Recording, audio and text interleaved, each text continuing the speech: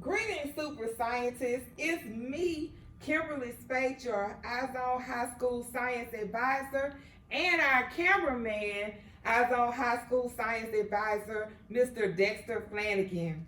We are here today to do a video for you on teacher moves for the explore phase. And we're building upon our last lesson of cellular respiration. Our explore phase is what we're going to follow today, and it is coming right after the engage phase, in which we covered during the October iZone Collaborative. We are excited to present this to you, and we hope that you can follow along and participate in our lesson. As you pay attention to the video, focus in on the teacher moves. Let's look for our core action 3 indicators. Before you now, you can see questions surrounded for core action 3. Take a moment and review them for yourself.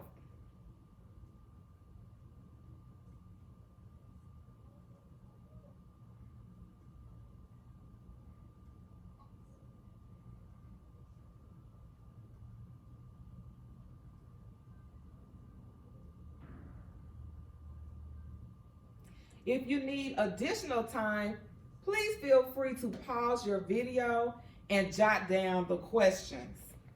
As you follow the video of the lab today, be sure to ask yourself, are students given the opportunity to have critical discussion?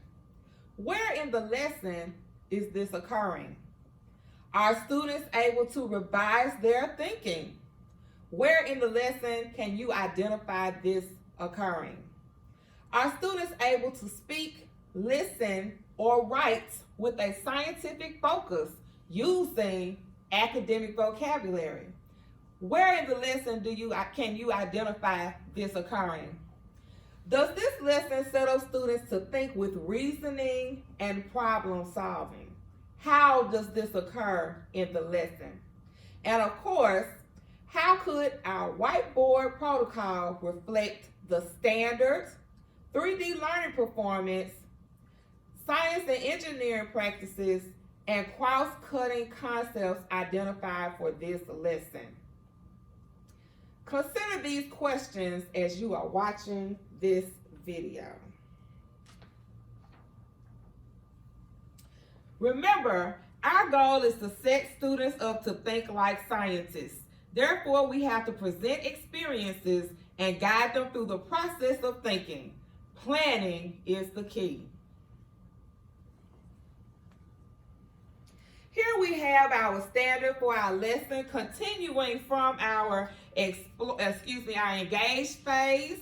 Our standard is Bio LS 1.9. Create a model of aerobic respiration, demonstrating flow of matter and energy out of a cell. Use the model to explain energy transfer mechanisms and also to compare aerobic respiration to alternative processes of glucose metabolism. As all teachers do, what we're presenting for our students today is our no-show charts. What do students need to know to master our standard? Students need to know about aerobic respiration, which includes the equation, reactants, products, and energy production. Anaerobic respiration, which includes the equation, the reactants, products, and energy production. They also need to know about the cell parts and functions that are relevant in cellular respiration, highlighting the mitochondria. Students need to know about the role of energy in cellular respiration, inputs and outputs. Students need to reflect upon the net flow of matter and ultimately energy into and out of the cell. And of course, students need to know about energy transfer. What do students need to show to demonstrate that they have mastered this standard? Students, according to the standard, should create a model of cellular respiration. Students should be able to explain how glucose is used to create the energy source, which is ATP. Students should be able to explain the differences in the efficiency of anaerobic fermentation and aerobic respiration. Students should use their models and other models to explain why greater amounts of glucose are metabolized by organisms when they switch to anaerobic pathways under similar conditions of energy expenditures. They also need to use models to explain how the absence of oxygen necessitates an alternate way to process the byproducts of glycolysis so that organisms can continue to oxidize glucose when oxygen is unavailable. Today, we are building our platform to be able to give information around aerobic respiration. Our connection slide. Now that we know what our standard is, our no-show charts are, let's look at our phase for today. We're in the explore phase today, and it is directly related to the engage phase, which we cover in the October collaborative. Our explore phase today has its own 3D learning performance, and it is students will develop and use models in order to show the carbon cycle depicting natural processes to include photosynthesis and respiration, highlighting that predictions can be made in systems and system models. The science and engineering practice used for today will be developing and using models. The cross-cutting concept is systems and system models. We'll be doing a lab experiment today and looking at the same lab sheet as well as article used in the engage phase. We will connect back to the same phenomenon used previously. This is important because we want to observe the transfer of carbon throughout the process of photosynthesis, carrying us into cellular respiration. So for extra credit, I'm going to ask my students to secretly tell me what is the system of study that we're looking for today for extra credit. If our students would just write down your name and drop it on my desk. This is a way for me to assess whether students are capturing the system focused in the engage phase and are able to carry the same system over to the explore. Let's look at our phenomenon. All right, students, during our last session, we were in our engage phase with our phenomenon. We were introduced to David Latimer and his bottle garden. This was so interesting to us. Can someone share with me what we remember about him and his plants? What else did we see? What are some other facts that we noticed? Thank you for sharing out. Let me reread the blurb about this. Remember this? Striving since 1960, my garden in a bottle. Seedling sealed in its own ecosystem and watered just once in 53 years. David Latimer first planted his bottle garden in 1960 and watered it again in 1972 before tightly sealing it shut as an experiment. The hardy spiderwort plant inside has grown to fill the 10-gallon container.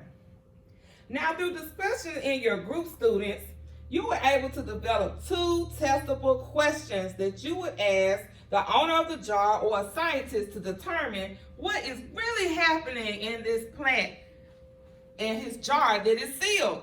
We posted them to the left and to the right of our screen. On the left, groups were able to identify how are the nutrients replenished in the soil.